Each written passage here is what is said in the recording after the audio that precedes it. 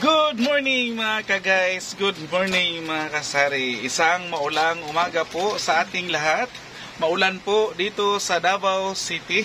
Ayan po guys. And kung napapansin ninyo guys, malaki ang progress ni Kuya AJ. Hindi sa aming tindahan, sa mukha ni Kuya AJ guys. Parang need na mag-diet ni Kuya AJ talaga, yung seryosohang diet. Kasi medyo marami-rami na yung aking guys. Or malaki-laki na ang inilaki ng aking mukha. Malaki pa dati yung mukha ko guys, mas lalong lumaki dahil sa progress ni Kuya AJ sa timbang. Need ko na talagang mag-diet. Pero hindi yan ang topic ni Kuya AJ today guys. Share ko lang sa inyo na maulan po ang Davao City sa ngayon. Ayun, Wednesday po ng umaga, suspended ang klase. As usual dahil maulan, kahapon pa ito guys, makulimlim kahapon and maulan-ulan nga, mas lalong umulan kagabi, malakas ang ulan, so hindi siya tumigil until now.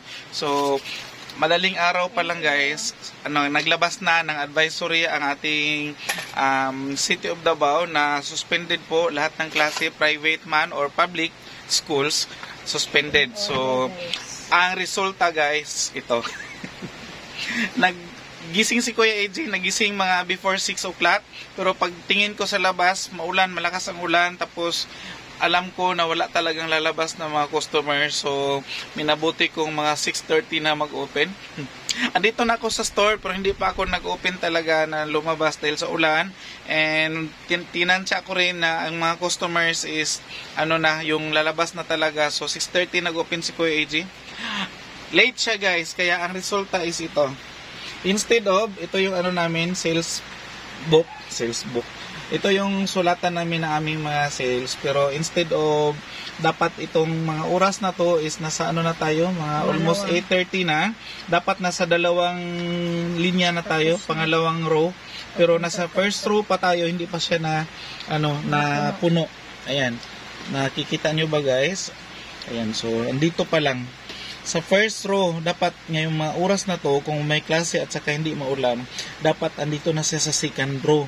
Puno na dapat itong second row and papunta na tayo sa third row. Pero okay lang. Ganun naman talaga. Okay lang. Bawi tayo mamaya. Especially, excuse me po. Especially medyo lumiwanag siya konti guys. So hopefully makabawi tayo mamayang tanghali hanggang mamayang gabi. Bawiin natin yan. And positive lang tayo na mababawi yan. Mababawi talaga yan dahil mamayang hapon at saka mamayang gabi, maraming mag-iinuman. In fact, kagabi may nag-iinuman, may namili ng beer, may namili ng mga tanduay, lahat. So makabenta pa rin tayo. So yung tumal na yan, ngayon lang yan siya. Habang maaga-aga pa and maulan. So positive tayo guys na mababawi natin yan at makahit pa rin tayo ng ating kuta. Dahil si Kuya AJ guys, tulad ng mga kasari natin dyan is may kuta na hinihit. So kailangan natin makuha ang ating kuta. Kung hindi man, bawiin natin sa susunod na araw. Pero positive si Kuya AJ na mababawi yan, lalot ang ating tindahan is marami-rami pa naman. Although hindi kami nakapag-grocery pala nung Sunday guys, dahil naka-grocery kami ng Saturday, nag-half day kasi kami, so nakasaglit kami konti sa groceryhan. Kunti lang dahil may pinuntahan kami.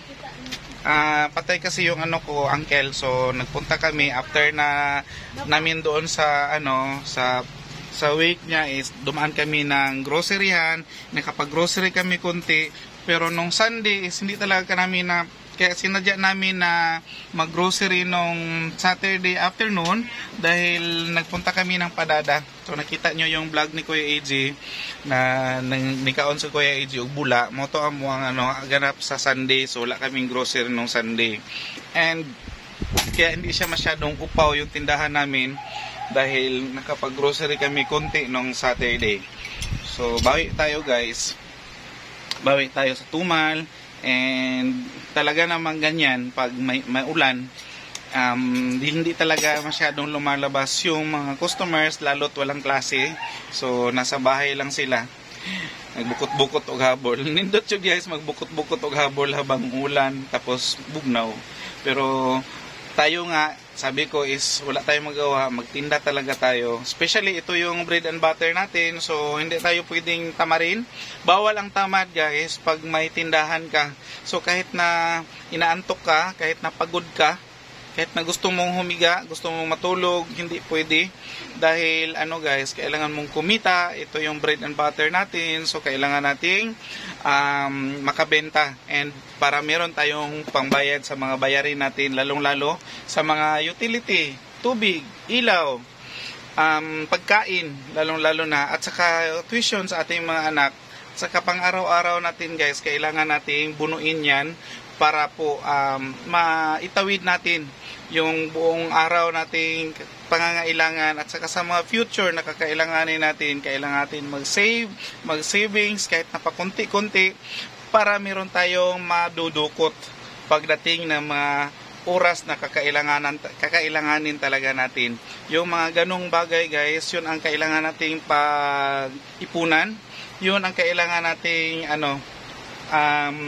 paglaanan talaga, especially yung ating health dahil maulan, uso ang sakit, uso ang sipon, uso ang lagnat, ubo, maraming maglalabasan guys lalo't maulan at saka mamaya-maya biglang iinit. So paiba-iba ang timpla ng panahon, so ang ating katawan is nag-a-adjust din, so hindi naiiwasan na minsan is talagang bibigay yung katawan natin lalo't pagod, stress, so prone tayo sa mga